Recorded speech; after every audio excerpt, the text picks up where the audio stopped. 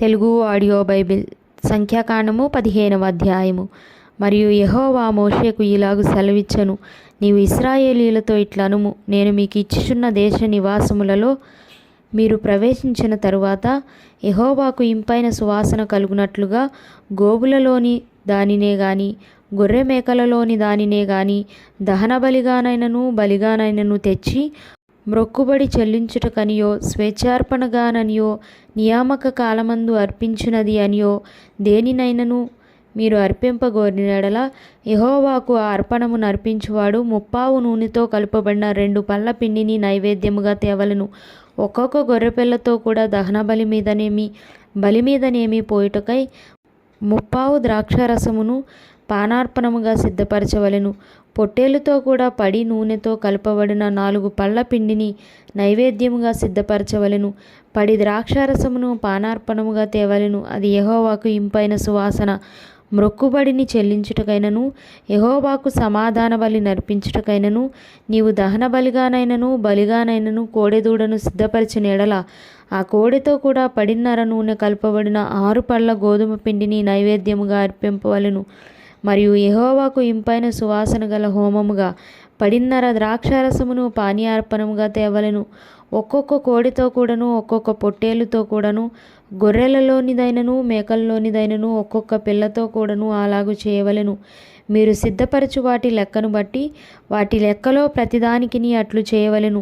దేశములో పుట్టిన వారందరూ యెహోవాకు ఇంపైన సువాసన గల హోమార్పణమును తెచ్చినప్పుడు అలాగుననే చేయవలెను. మీ యొద్ద నివసించు పరదేశి గాని మీ తరతరములలో మీ మధ్యనున్నవాడెవడు గాని యెహోవాకు ఇంపైన సువాసన గల హోమము అర్పింపగోరునప్పుడు మీరు చేయునట్లే అతడును చేయవలెను. సంగమునకు అనగా మీకును మీలో నివసించు పరదేశికిని ఒక్కటే కట్టడ, అది మీ తరతరములకుండు నిత్యమైన కట్టడ. యెహోవా సన్నిధిని మీరున్నట్లే పరదేశియు ఉండును. మీకును మీ యొద్ద నివసించు పరదేశికిని ఒక్కటే ఏర్పాటు, ఒకటే న్యాయవిధి ఉండవలెను.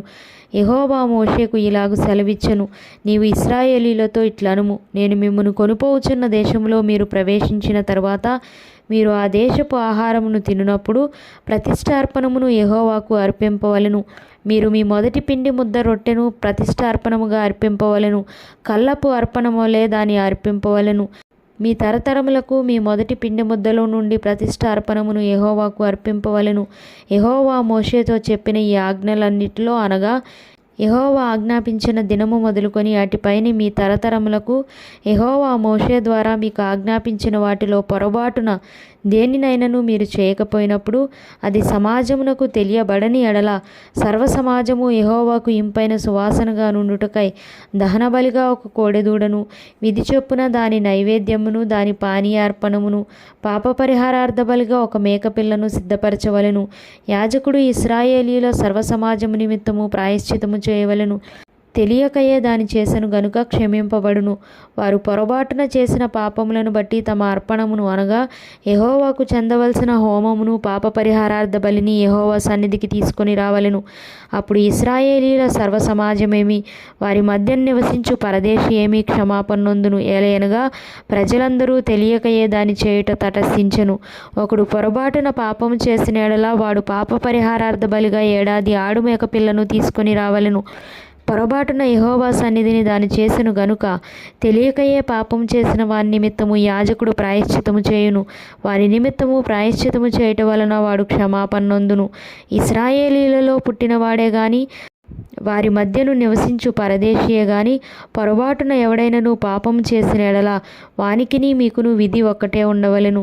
అయితే దేశమందు పుట్టినవాడే గాని పరదేశియే గాని ఎవడైనను సాహసించి పాపం చేసిన ఎడల వాడు యెహోవాను తృణీకరించిన వాడగును గనుక అట్టివాడు నిశ్చయముగా జనులలో నుండకుండా కొట్టివేయబడును. వాడు యెహోవా మాటను అలక్ష్యము చేసి ఆయన ఆజ్ఞను మీరినందున నిశ్చయముగా కొట్టివేయబడును. వాని దోష శిక్షకు వాడే కారకుడు.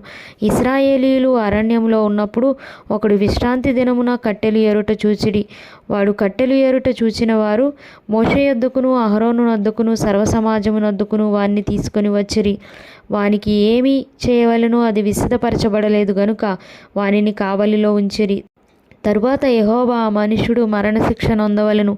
సర్వ సమాజము పాలెము వెలుపల రాళ్లతో వాని కొట్టి చంపవలెనని ఈ మోషేతో చెప్పెను. కాబట్టి యెహోవా మోషేకు ఆజ్ఞాపించినట్లు సర్వసమాజము పాలెము వెలుపలికి వాని తీసుకొని పోయి రాళ్లతో వాని చావగొట్టెను. మరియు యెహోవా మోషేకు ఇలాగు సెలవిచ్చెను, నీవు ఇశ్రాయేలీలతో ఇట్లనుము, వారు తమ తరతరములకు తమ బట్టల అంచులకు కుచ్చులు చేసుకొని అంచుల కుచ్చుల మీద నీలి సూత్రము తగిలింపవలెను.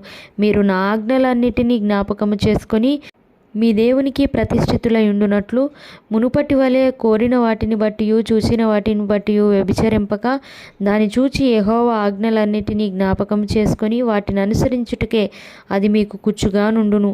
నేను మీకు దేవుడనై ఉండునట్లుగా ఐగుప్తు దేశములో నుండి మిమ్మల్ని రప్పించిన మీ దేవుడనైన యెహోవాను నేనే.